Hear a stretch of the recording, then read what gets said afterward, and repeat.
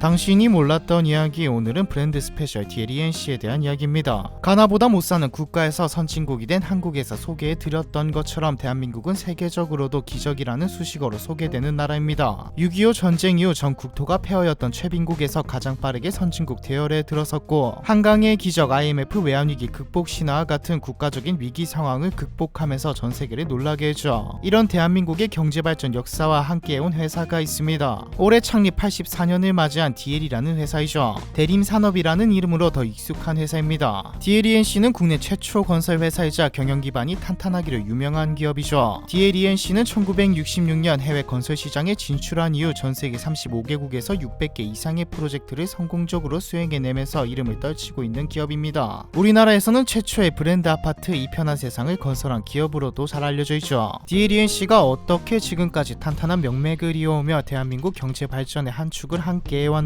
그리고 84년 동안 가장 오래된 건설사로서 어떻게 끊임없이 혁신을 거듭해왔는지, 그럼 본격적으로 시작해볼까요? DLENC의 이재준 창업주는 1917년 경기도 시흥군에서 태어났습니다. 아버지는 정미소를 운영하고 있었는데 이재준은 아버지를 도우며 자본과 시장이 어떻게 굴러가는지 몸소 경험했죠. 아버지의 가르침과 철학은 이재준에게 그대로 흡수되었습니다. 멀리 내다보고 일을 도모해라, 순리를 저버리지 말아라, 손해를 보더라도 약속은 반드시 지켜라. 이재준의 부친은 상인이 갖춰야 할 자질은 물론 최상의 기업 경영은 정도 경영임을 어린 이재준의 가슴에 새겨주었습니다. 이후 이재준은 1939년 10월 10일 인천 부평구 부평역 앞에 작은 목재상을 세웁니다. 보이는 거라고 논과 밭이 전부였던 허허벌판에 부림상이라는 간판을 내걸고 건자재를 팔기 시작했죠. 이재준은 이곳이 인천과 영등포 공업지대가 연결되는 중간 지점으로 곧 경인 공업지구의 핵심지가 될 것이라고 예상했거든요. 훗날 DLENC의 모체가 되는 부림상해가 성장할 수 있었던 경영 철학은 크게 두 가지였습니다. 성실과 고객 제의주의. 목재를 주문한 고객이 있다면 쓰임이 무엇인지, 공사는 어디까지 진척되었는지 물어보십시오. 고객의 필요를 파악하여 알맞은 목재를 납품하고 최고의 품질과 만족을 제공하기 위한 노력은 이때부터였죠. 해방 이후 1947년 부림상해는 대림산업으로 이름을 바꾼 뒤 직접 볼목해서 목재를 판매하는 단계까지 왔습니다. 그러던 중 한국의 근현대사에서 빼놓을 수 없는 사건이 다가옵니다. 바로 6.25 전쟁이죠. 6.25 전쟁은 분명한 한국의 암흑기였지만 동시에 폐허가 된 한국을 빠르게 복구해야 하기 때문에 건설업계 입장에서는 기회이기도 했습니다. 대신 경쟁도 엄청났죠. 1500개의 건설 관련 회사들이 생겨났을 정도이니까요. 이때 DLENC를 한국 최고의 건설회사로 우뚝 서게 만든 게 청계천 복개공사이죠. 청계천 공사를 따내고 DLENC가 성장하게 된 것은 이재준의 원칙 덕분이었습니다. 당시 정부에서 수주한 사업을 할 때는 정부로부터 건축 자재를 제공받았습니다. 건축하다가 남는 자재를 팔면 엄청난 이득을 남길 수 있었고 많은 건설 회사가 그렇게 했죠. 하지만 이재준은 자재가 남았다는 사실을 알면 크게 화를 냈습니다. 부실공사를 조장하는 행위라고 생각했으니까요. 정부가 수주한 공사라면 정부와 국민이 고객이라는 생각으로 말이죠. 우리가 지금 하고 있는 일들이 현재 우리들은 물론이고 후세들에게 보다 쾌적하고 풍요로운 삶의 터전을 마련하는 작업이라는 점을 잊어서는 안 됩니다. 이때부터 원칙과 기본을 바탕으로 하는 DLENC는 가파르게 성장하기 시작하죠. 경영자는 모름지기 성실, 근면의 자세를 가져야 한다. 창업주 이재준의 근면 성실한 자세를 보여주는 유명한 일화가 있습니다. DLENC의 초창기 간부들은 새벽 4시에 일어나 발주처의 담당자 집을 찾아가는 것으로 하루 일과를 시작했습니다. 식전에 일을 시작하고 아침밥을 먹는다고 해서 새벽탕이라는 유행어가 생겨났을 정도였죠. DLENC에서는 찾아오는 손님의 신분을 막론하고 대접하는 식사 메뉴가 하나였던 것도 유명합니다. 바로 설렁탕이죠. 그래서 이름도 설렁탕 외교라고 불렀고요. 국가의 크고 작은 건설 사업들을 수주하던 DLENC는 1960년대를 기준으로 다시 한 번 더 성장합니다. 베트남 항만공사 수주를 따내며 해외 건설 외화 획득체 1호 기업이 되죠. 특히 국내 최초로 중동에 진출하면서 엄청난 회화를 벌어옵니다. 사우디 정유 공장에 보일러 설치 공사를 하고, 쿠웨이트에도 진출하고, 이란에서는 군용 공장도 건설하고, 아프리카에서는 정유 공장을 건설했죠. 모두 국내 최초였습니다. DLENC의 해외 진출은 국가적으로 의미가 컸습니다. 단순히 국내 최초라는 타이틀을 넘어 국가 국가 발전에 큰 영향을 미쳤으니까요. 대외적으로 한국이라는 나라 인식을 바꾸었습니다. 한국은 전쟁으로 폐허가 된 국가라는 이미지 때문에 비즈니스 상대로 보지 않았던 시기, 한국의 기술력을 보여주고 해외 비즈니스에 물꼬를 터준 일이었죠. DLNC는 사명감을 가지고 일했습니다. 나라의 주춧돌이 되고 서민들 삶의 근간이 되고자 했죠. 우리는 이 나라와 우리의 후손들이 잘 살 수 있는 풍요한 삶의 터전을 건설하는 것이 무엇보다 중대한 우리의 사명이라는 것을 재인식해야 합니다. 1971년 10월 10일 창립 32주년 기념사에서 한 말이죠. 기업은 사회에 기여할 의무가 있다는 철학을 가지고 1977년 대림학원, 당시 대림공업 전문학교도 건설했습니다. 이렇게 해외에서도 국내에서도 실력을 인정받은 DLNC는 더 큰 사업들을 수주받게 되었고, 정치, 경제, 문화 분야의 랜드마크들을 건설하기 시작하죠. 서울 지하철 1호선, 국회의사당, 세종문화회관 등 기반 시설은 물론 경부고속도로와 소양강 댐 등 사회 간접자본 건설 현장에는 항상 DLNC가 있었습니다. 최초라는 타이틀이 가장 많은 건설회사라고 볼 수도 있죠. 1980년대 한국이 고도 성장하기 시작하면서 DLNC는 기능적으로나 디자인적으로 고도화된 건물들을 짓습니다. 당시 한국은 급격한 경제 발전을 이루면서 도시 인구가 기하급수적으로 늘어나는 상태였죠. 문제는 이 많은 인구를 수용할 거주 공간의 부족이었습니다. 좁은 땅, 많은 인구, 도시로 몰리는 인구를 소화하기 위해서는 주택이 아닌 아파트가 필요했습니다. 도심 한가운데 아파트가 우후죽순 들어서기 시작하고 더 빨리 더 많이 짓기 위한 경쟁이 치열한 가운데 부실공사가 이루어지는 일들이 허다했죠. 우리가 1990년대 여러 붕괴 사고들로 목도한 비극적인 결과들로 미뤄볼 때 안전한 건설에 대한 우리의 의식이 얼마나 위태로웠는지를 짐작할 수 있습니다. DLNC는 비교적 다른 건설회사보다는 늦은 시기인 붕괴 사고들이 일어난 시기에 아파트 건설 사업에 뛰어들었습니다. 기본과 원칙, 정도 경영을 사활이라고 할 만큼 중요시했던 경영 철학이 그 어느 때보다 빛을 발하게 되죠. 그리고 여기서 한 번 더 최초라는 타이틀을 가져옵니다. 바로 대한민국의 최초의 브랜드 아파트가 등장한 것입니다. 여러분도 다 아시는 이 편한 세상이죠. 그렇게 국내 최장수 건설기업이라는 타이틀과 함께 국민 신뢰와 안정성을 기반으로 DLNC는 주거 브랜드에서도 선두에 자리에 올랐고, 이후 우후죽순으로 브랜드 아파트들이 나왔지만 현재까지도 여전히 명맥을 이어오고 있죠. 참고로 하이엔드 아파트 브랜드인 아크로도 DLNC의 작품입니다. 잠시종합운동장을 비롯해 광화문 광장, 국립세종수목원, 평창올림픽 스타디움, 인천공항 제2여객터미널 등 국내 내로라 할 만한 랜드마크는 모두 DLNC의 작품입니다. 또한 글로벌 디벨로퍼답게 해외의 랜드마크도 꾸준히 짓고 있죠. 주탑 사이 거리가 무려 2023m나 되는 세계에서 가장 긴 현수교 티르키의 차나칼레 1915 대교, 세계 최대 규모 항만인 싱가포르 항만도 DLNC가 최근 준공한 글로벌 랜드마크입니다. 일반인에게 생소할 수 있는 공장, 즉 플랜트 공사 부분에서도 세계 최대 최고의 실적을 기록하고 있을 만큼 성공적으로 진행 중이죠. 2021년 대림산업은 DLNC로 사명을 바꿨습니다. 70년 넘게 사용한 사명을 바꾸는 것은 쉽지 않은 일이지만 글로벌로 나아가기 위해 대림의 철자를 따 대림은 DL로 지금까지 이야기해온 대림산업의 건설사업부는 DLNC가 된 것이죠. DLNC는 건축, 토목, 플랜트 사업뿐만 아니라 각종 친환경 신사업에도 박차를 가하고 있습니다. 요즘 전 세계적으로 기후위기와 그 문제에 대해 계속해서 이야기가 나오고 있죠. 당장 올해만 봐도 유럽연합의 기후변화 감시기구인 코페르니쿠스 기후변화국에 따르면 올여름 전세계 기온이 비정상적으로 뜨겁고 기후붕괴가 시작되고 있다고 합니다. 이러한 심각성을 인지하고 탄소 중립의 실현을 위해 이산화탄소를 자원으로 이용하는 CCUS와 친환경 에너지로 관심받는 소형 원자력인 SMR 사업 등에도 박차를 가하고 있죠.